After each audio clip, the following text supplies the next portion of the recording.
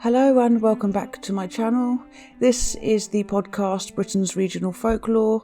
This is episode 5 and the third instalment of our look into the south of England.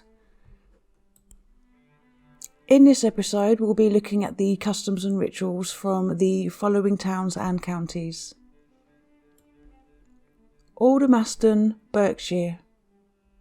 Every 3 years the village of Aldermaston will hold a candle auction for the lease rights to a pasture known as Church Meadow.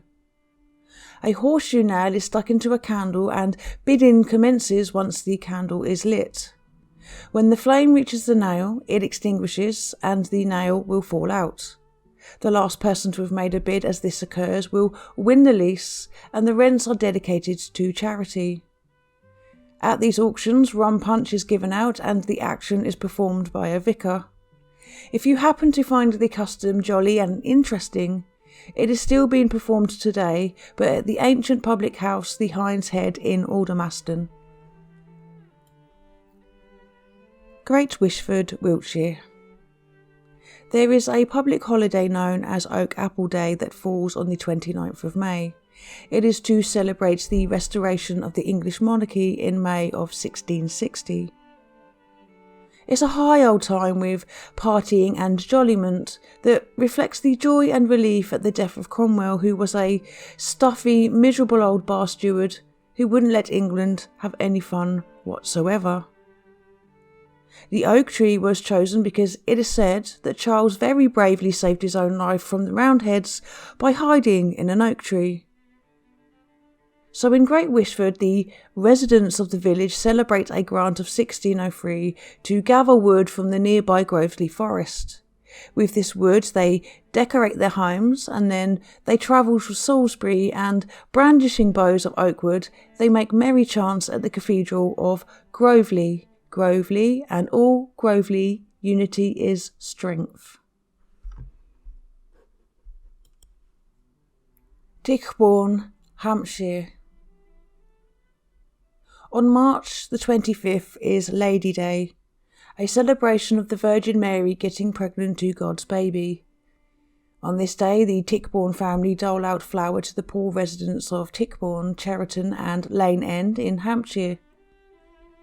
The Tichborne family member who is kindly responsible for this is Lady Isabella Tichborne, who had to beg her rich but miserably tight-fisted husband for land to help aid those in need.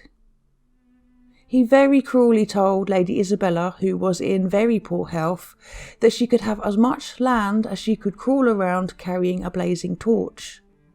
But this supposed gentleman underestimated the power of kindness and goodly determination, as Lady Isabella managed to crawl 23 acres and secured land to help feed the poor.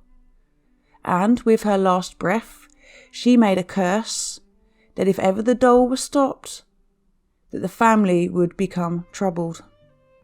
And, as these stories always go, the family did in fact stop the dole in 1796, but as per the lady's curse, misfortune began to trouble the family, and the dole was once again revived.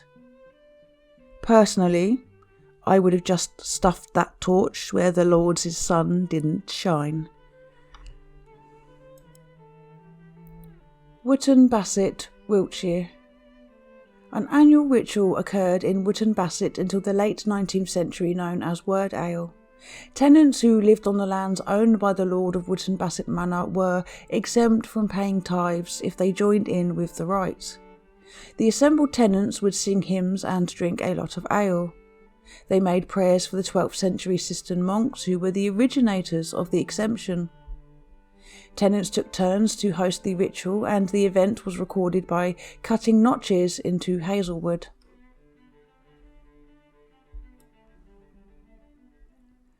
So those were some customs, rituals and celebrations from the south of England.